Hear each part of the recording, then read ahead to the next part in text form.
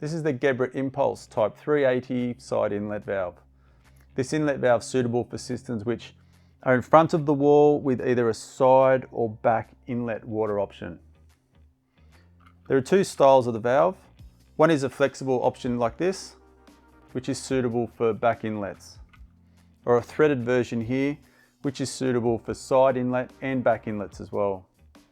They're both very quiet and fast filling. They work on a low pressure range of 10 kPa to a maximum of 1000 kPa. Water levels are easily adjustable by dialing in this threaded screw, and to carry out maintenance is simple as well by removing the lever and diaphragm here in blue. All the valves are made of a chemical resistant material, so if there's any cleaning products inside the cistern, they won't harm the valve.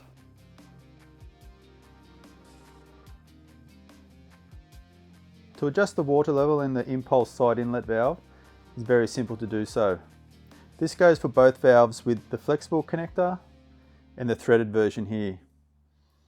To adjust the water level, all you need is a Phillips head screwdriver and adjust the dial on top clockwise to increase the volume in the cistern, in anti-clockwise to reduce the volume. Once you have the correct height inside the cistern, turn the water back on and check for correct operation.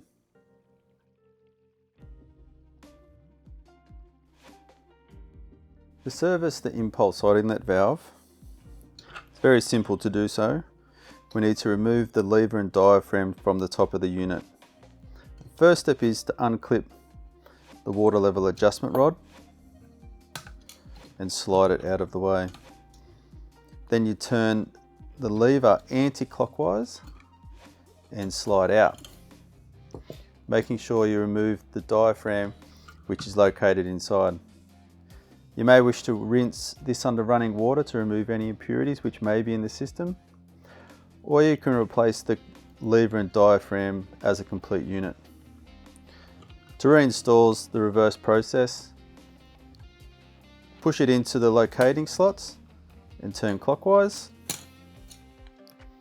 Reclip the water level adjustment rod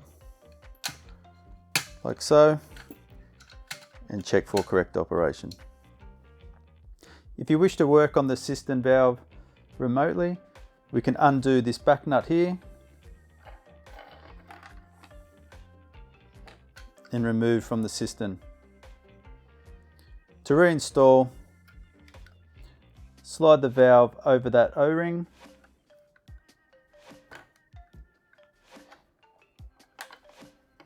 and then tighten up the back nut. Now you can turn the water back on and check for correct operation. For any more tips and tricks or product information, head over to geberit.com.au.